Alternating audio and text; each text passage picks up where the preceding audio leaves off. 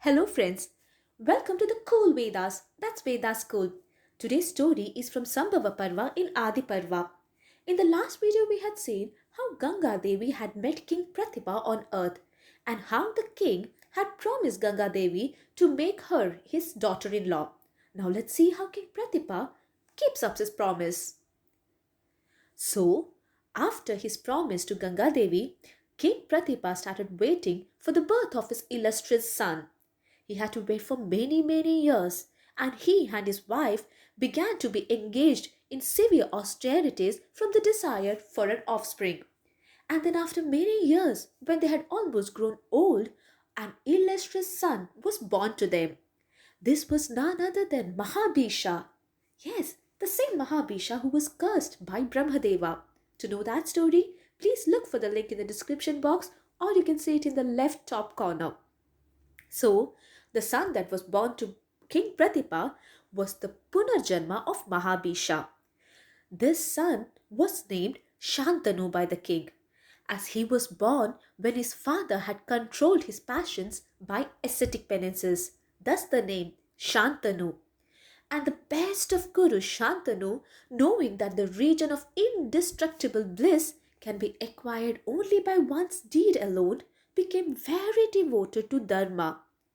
And soon, when Shantanu grew young and youthful, Pratibha one day called him up.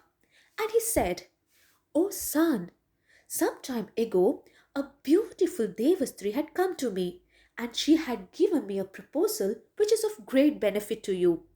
I command you, my son, if you ever happen to meet a beautiful lady in solitude, and she proposes marriage to you, accept her as your wife. And my son, always remember, never go to ask her any questions. Don't go to judge any of her actions. The actions might be proper or improper. Never go to judge them. Never ask her who she is or from where she is or who her father is. Just accept her as your wife. This is my command, my son." Saying this, King Pratibha installed Shantanu on the throne, and he then retired to the woods to lead a Vanaprastha life. Now, King Shantanu, the mighty ruler, ruled his kingdom with all good ways. He was just like an Indra himself in splendor. He ruled his kingdom with proper dharma.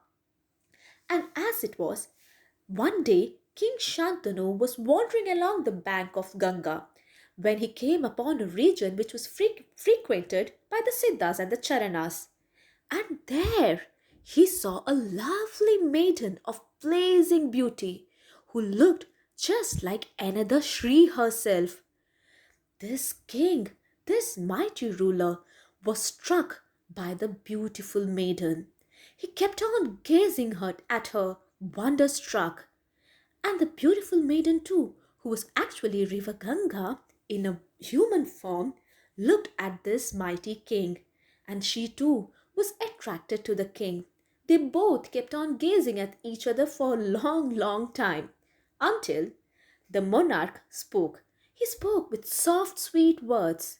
"Oh, beautiful, you may be a goddess, or you may be the daughter of a Danava, or you may be of the race of the Gandharvas or Apsaras, or you might be belonging to the race of Yakshas and Nagas, or to the human race.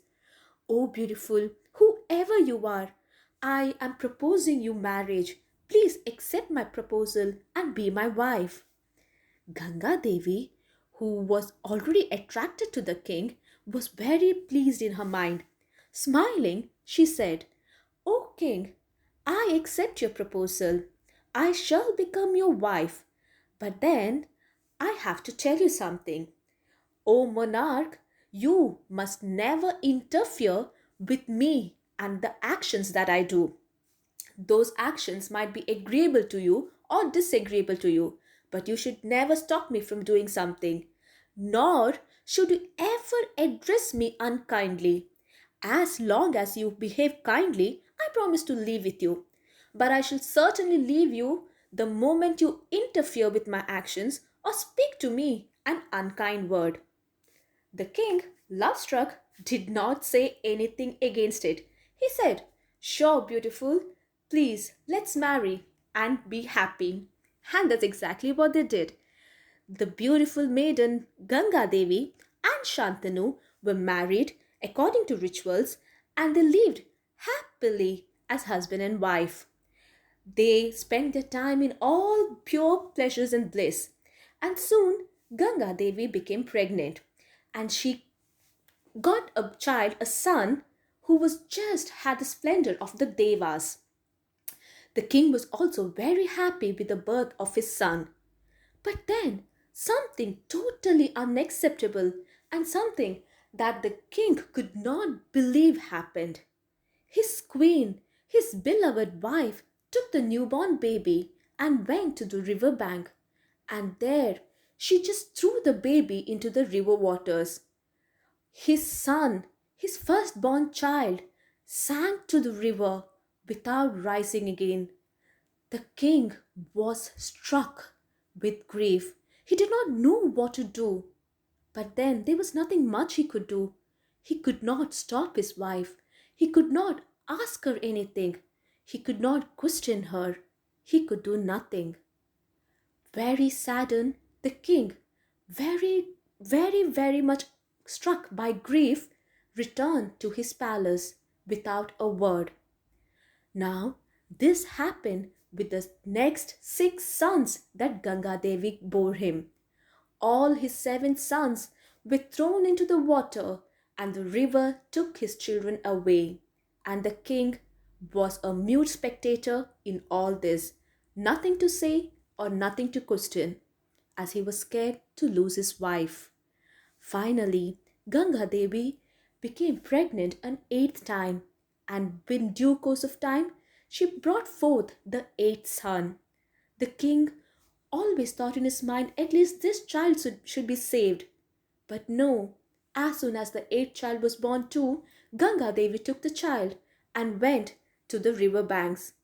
And again the king followed her, expecting Ganga Devi to do something different this time, that he expected she wouldn't throw at least this son.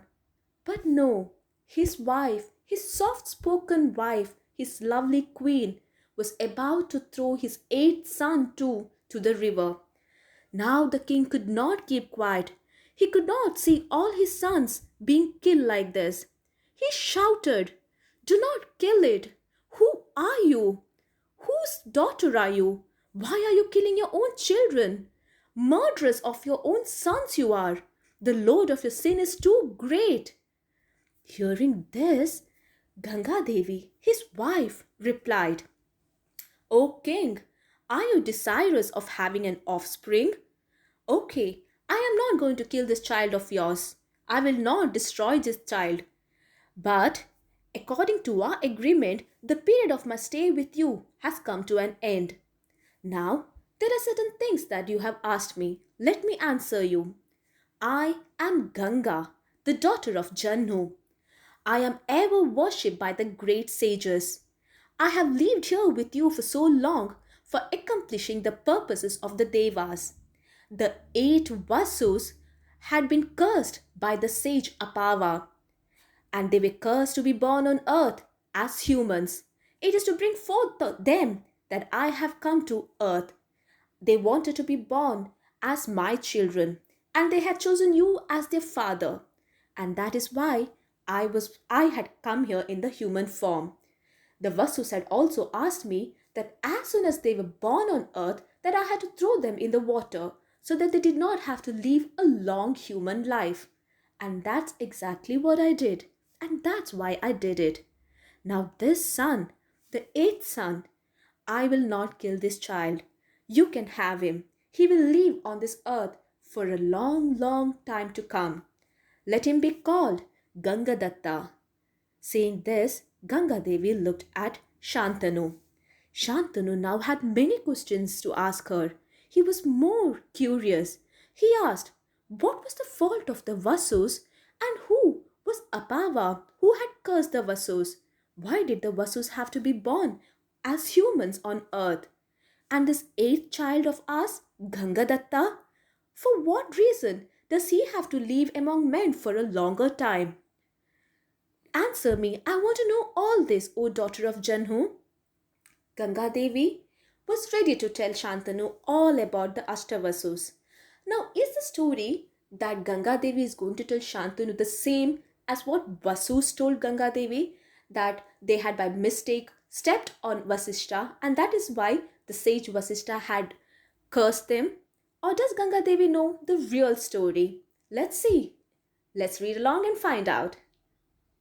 Please like, share, and subscribe our channel for more Mahabharata stories. Do not forget to press the bell icon. Thank you. Namaste.